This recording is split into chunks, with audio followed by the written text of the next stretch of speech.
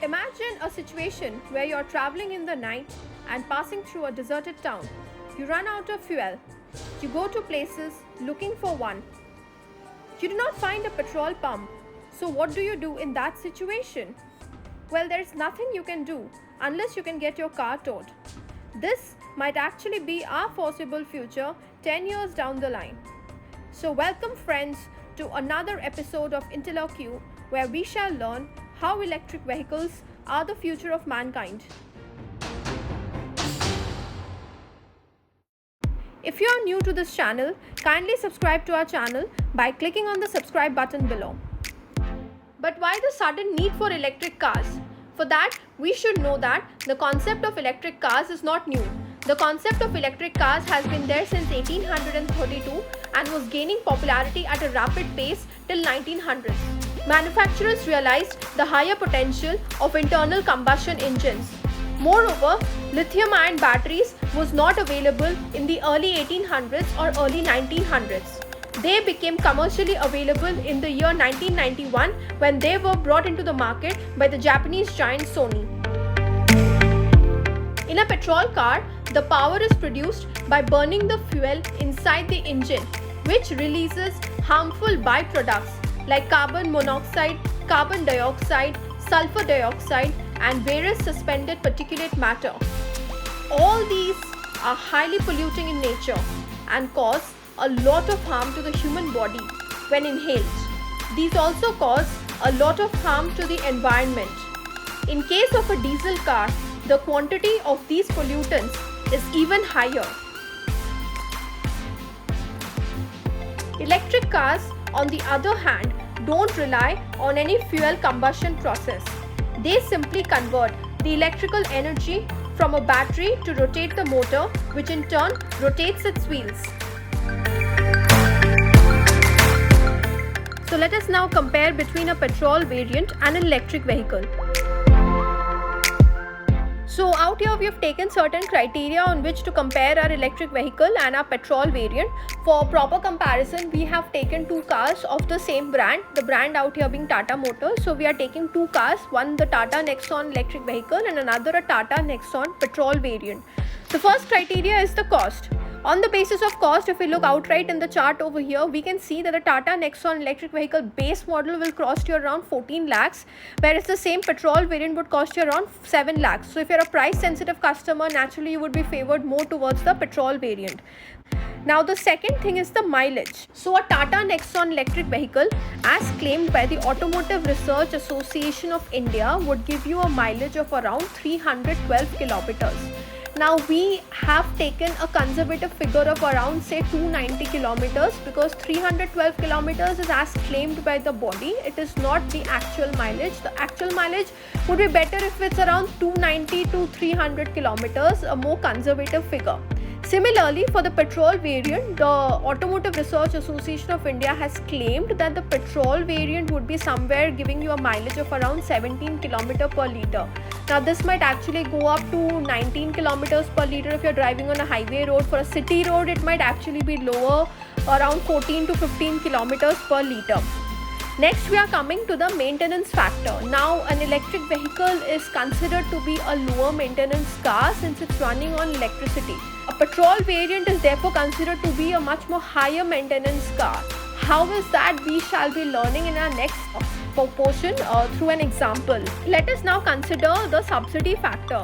Currently, the government of India is giving you a subsidy to encourage or to promote the use of electric vehicles. The government of India is basically giving you a subsidy in the form of no road tax or registration tax, which has to be incurred for purchasing an electric vehicle. I mean, for the first 3 years, the government of India is waiving any kind of road tax. So you can actually incur a savings of around 1.5 lakhs. If you are going for an electric vehicle, you can actually incur a lot of savings in the form of the road tax or the registration tax. Additionally, the government of India is giving you a subsidy of rupees 5,000 per kilowatt hour of battery capacity.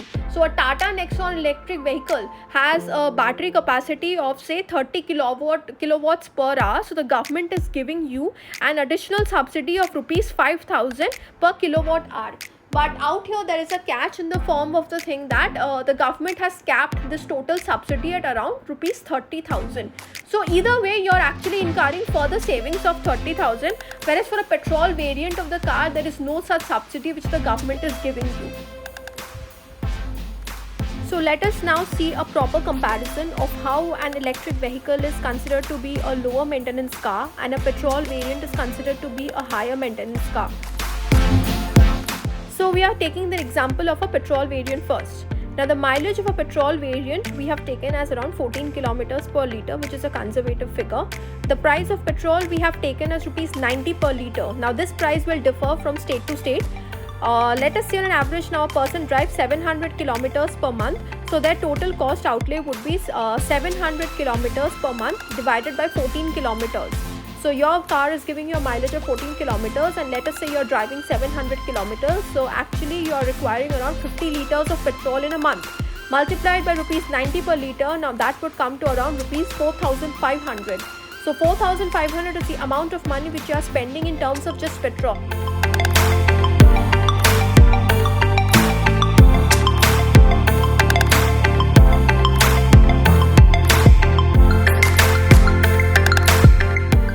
So here for an electric vehicle, a Tata Nexon electric vehicle, we have taken the range as around 290 kilometers. The mileage which we are taking a conservative figure of 290 kilometers. The electricity consumption is 30 kilowatts per hour. Now this 30 kilowatts per hour is what? This is nothing but the amount of electricity that your car will be consuming to fully recharge its battery. I mean, with one full recharge, the car can travel 290 kilometers. The electricity which we consume in our houses, now that board would also show us electricity units in terms of kilowatt per hour. So what we do is we just multiply 30 kilowatts per hour into rupees 8 kilowatt per hour. Now the rupees 8 amount which we have taken is an estimated amount. Now this amount will differ from state to state also. So 30 kilowatts per hour into 8 would come to around rupees 240 kilowatts per hour. So the monthly cost outlay would be 700 kilometers by 290 kilometers, which is the range which we have taken for the electric car with one fully recharged battery. Now that into rupees 240 would come to around rupees 580. So for an electric vehicle you are spending only rupees 580, whereas for a petrol variant you are spending almost rupees 4,500. So a simple comparison or the simple mathematical calculation has basically shown us that an electric vehicle is a much more lower maintenance car. The electric vehicle is a favored car in this category if you have to consider in terms of the monthly maintenance. The electrical car is much more favored because it is giving you a lot of savings. Whereas for a petrol variant you are spending much more, plus there is this yearly maintenance cost which you will have to incur. You are saving almost rupees 3,920 rupees in terms of an electrical car. You are driving an electrical car, you are spending much more lesser compared to a petrol variant of the car. If we take it on a yearly basis, you are saving almost 47,040 rupees for an electrical car. Wow, that is a lot of savings if you ask me. So how exactly does the process for an electrical car charging work? So what do you need to do? Let us say you're out on a drive, going to the mall, meeting up with your friends for coffee. So what do? You drive to the nearest charging point, you plug in the charger, and then you start charging your electrical car. And how do you make the payment? There will be a QR code which will be attached on top of the charging point. You just need to scan the QR code and voila, your payment is done. So you're just out taking a coffee break, and in the meantime your car gets fully charged. Hassle-free and smooth if you ask me. So what are the issues which are plaguing the adoption of the electric car technology? Now the first issue which we are going to speak about is the lithium-ion batteries. Now what happens in case of these batteries which are there in your electrical car? So every time you are recharging these batteries, the battery health is getting degraded, similar to something which is happening with your cell phones. So once the battery health reaches 80%, the performance of your car is going to be affected. Also, we have recently come across reports in the newspapers where we have seen that the Delhi government has suspended the subsidy on the Tata Nexon electrical vehicles on the basis of certain complaints which were made that the battery powered car wasn't meeting the per charge standards which had been specified as per the Automotive Research Association of India. So this was one of the factors which we have to consider. Like the mileage factor is very important, which has to be considered. because if the mileage is not as claimed in the company manual, then this becomes an issue when you are traveling on the road. But then this was something which was resolved later on because the Supreme Court gave a ruling in favor of the Tata Motors. Another factor which is to be considered is the infrastructure in terms of electric cars. Now, petrol pumps are something which are scattered across the country.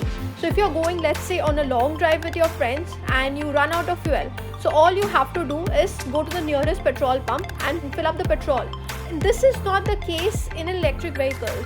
See, in case of an electric vehicle, you have to understand that this has not been a technology which is very much promoted for a longer period of time. Recently, the governments have started promoting it because of the pollution factor, but this was something which has not been promoted earlier. So definitely infrastructure is something which needs to be developed. Like there should be more charging points across the country so that we can go and charge our electric vehicle as and when we would want it. So in case of this initiative, Ola has come up with the Ola Hypercharge Networks, which is basically a network of these charging points for charging their electrical two-wheelers. Where for charging these two-wheelers, they have come up with the Ola Hypercharge Network. So you have these points across the country. Like in the last 1 year itself, Ola has come up with around 5,000 of these charging points across 100 cities. Their plan is to have around 1 lakh charging points across 400 cities in India.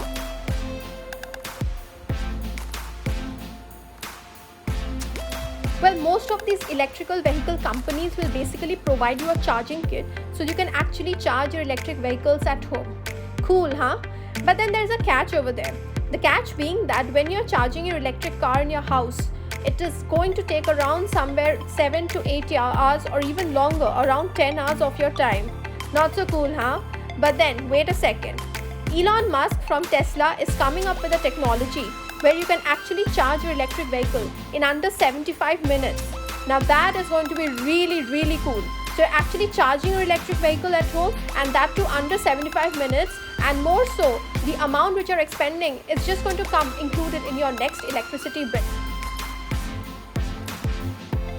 Last but not the least, the most important problem in the adoption of this electrical car technology is the fact that the source of the energy which is going into our electrical cars, simply electricity which is going into our electrical cars, 58% of this electricity comes from thermal power plants where the coal is burned. Now can you believe that? In our country, India, 58% of this electrical energy is coming from coal and only 28% is coming from other conventional or cleaner sources of energy like the solar energy, hydroelectricity or the wind energy. Although the government is now taking steps towards adoption of this cleaner technology energy sources, and it is building the solar power plant also, but the fact remains that even though if we adopt the electrical car technology, the energy which is going into our electrical car, that is not coming from clean sources. Governments across the world are pushing for production of greener energy sources. Now that time won't be long when coal-based thermal plants become a thing of the past. So going by the holistic overview and rate of development, technology in the field of electric mobility, it can surely be said that going electric will be a very effective solution for the near future until something even better comes up. What is your take on this? Share us your views in the comment section below. And yes, if you haven't subscribed to our channel yet, kindly subscribe to our channel by clicking on the subscribe button below. Also, thank you for watching, and definitely do give a thumbs up to the video if you have liked our video and share it with your friends. Also, follow us on our Facebook page by clicking on the link given in the description below. Thank you very much.